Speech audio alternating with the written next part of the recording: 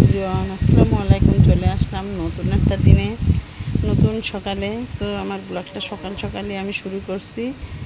আজকে আসলে গতকালকের থেকে আজকে একটু বাতাস আছে, দেখেন চারিদিকে কি সুন্দর একটু বাতাস, আর রোদের তাপমাত্রাও তেমন একটা নয়। তো গতকালকে আর পরশু দিন অনেক গরম ছিল। আর আমাদের এখানে গত রাত্রে একটু বৃষ্টি হয়েছিল।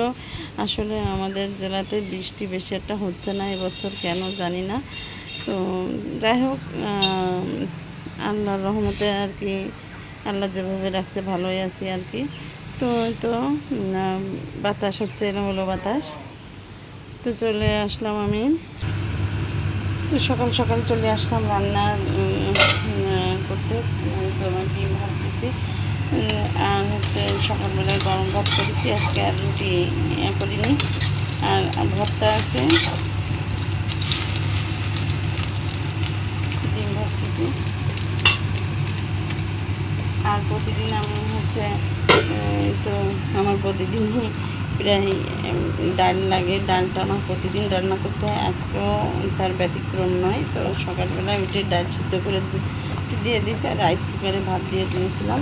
আর এদিকে ডিম ভাজা হচ্ছে, ডিম আরও আছে কিছুটা, একটু কাঁচা ডিম মাখানো রয়েছে, এগুলো ভাজি করবো। আর আজকে সকালে হচ্ছে কারোর জন্যই রুটি করতেছি না, সবাই ভাত খাবে। ভাতের সাথে বেগুন ভাজিও আছে, তো বেগুন ভাজিটা করবো। লবণ হলুদ একটু শুকনো ঝোলের বড় মাথায় রাখছি আর কি। তো ডিমটা ভাজা হলে তারপরে আমি বেগুন ভাজিটা চুলাই দেবো। আর এই থেকে পানিও তুলে নিচ্ছি, খাবার পানি। আর হচ্ছে খাবার পানিটা আজকে খুবই ঠান্ডা লাগতেছে, খুব ভালো লাগতেছে আর কি। আজকে একটু ঠান্ডা ঠান্ডা ভাব, তো এই জন্য খাবার পানিটা খুবই ভালো, ঠান্ডা, একদম ঠান্ডা লাগতেছে।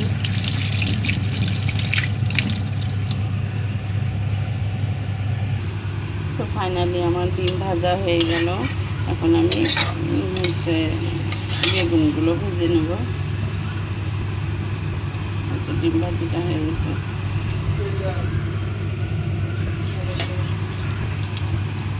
আমি এই ডিম ভাজি প্যানের ভিতরে আমি তেল দিয়ে দিলাম, দিয়ে তেলটা একটু গরম হলে আমি ডিম ভাজি বেগুনগুলো দিব।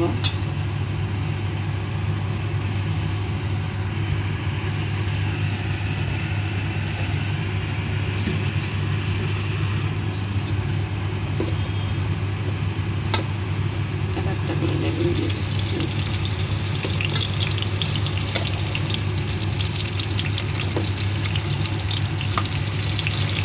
যে কয়টা ধরে আর কি সেই কয়টাই দিব এখানে।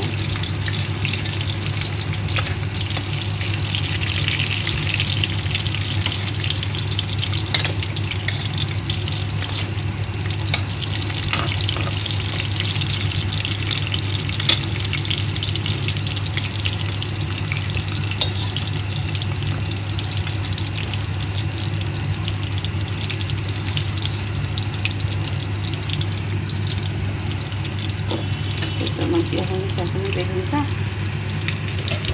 দিয়ে ঢাকা দিয়ে দেবো, তাহলে তাড়াতাড়ি হয়ে যাবে।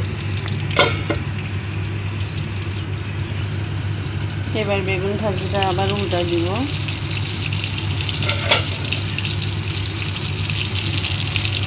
বেশ একটু নরম হয়ে গেছে, এক ফুট উল্টা দেবো, এক ফুট হয়ে গেছে, আর এক ফুট হবে।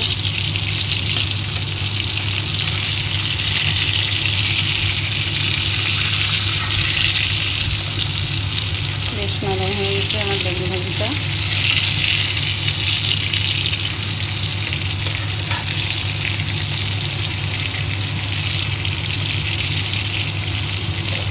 আসলে আমরা সবাই রান্না করতে পারি, কিন্তু টেকনিক একজনের একটা ভিন্ন ভিন্ন।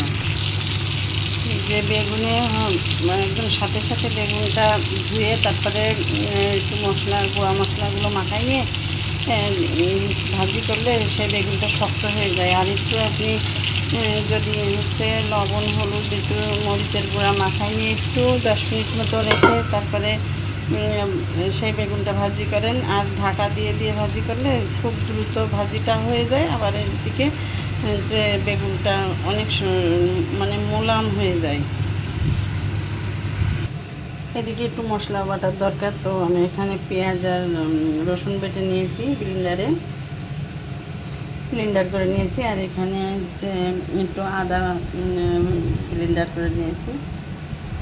আর পরে একটু কাঁচামরিচও বাটতে হবে। আর এদিকে আমি হচ্ছে গতকালকে যে ইঁচড় রান্না করছিলাম, ইঁচড় মুটো করছিলাম, তো ফ্রিজে একটু রেখে দিয়েছিলাম, বেঁচেছিল, তো সেটুকু আবার আমি বেগুন ভাজার পরে ওই তেলের পরে আবার একটু দিয়ে একটু গরম করে নিচ্ছি আর কি।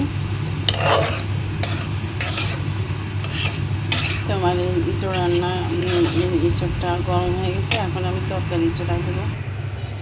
তো এখানে ঝিঙ্গা আছে, তো আমি ঝিঙ্গা দিয়ে ছোটো মাছ দিয়ে রান্না করবো। ভাবলাম কি যে প্যানে আমি হচ্ছে ভাজি করেছি, বেগুনটা ভাজি করেছি, সেই প্যানে আমি মাছটা একদম ভাজবো না, একটু মশলা দিয়ে একটু কষানো মতো করে নিই। ছোটো মাছ নাহলে কাঁচা গন্ধ বলে আমি ভেজেই নিই, কিন্তু আমার স্বামী বাবার ভাজিটা পছন্দ করতেছে না ইদানিং, এই জন্য আমি একটু মশলা ফসলা সব কিছু দিয়ে এই যে কাঁচা মরিচটা দিলাম, পেঁয়াজ রসুনটা দিয়ে আমি ভালো করে আগে তেলের পরে দিয়ে একটু নাড়াচাড়া করে তারপরে করবো একটু কাঁচামরিচ আর হচ্ছে পেঁয়াজ রসুন বাটা আর একটু হলুদ লবণ দিয়ে আমি একটু মাছটা কষাই নিচ্ছি। তো মাছটা একটু কষানো হলে তারপরে আমি ঝিঙ্গার তরকারিটা আমি চুলাই দেবো, ঝিঙ্গা দিয়ে আর এই ছোটো মাছ দিয়ে চচ্চড়ি করবো আর কি। আজকে দুপুরের আয়োজন এটা।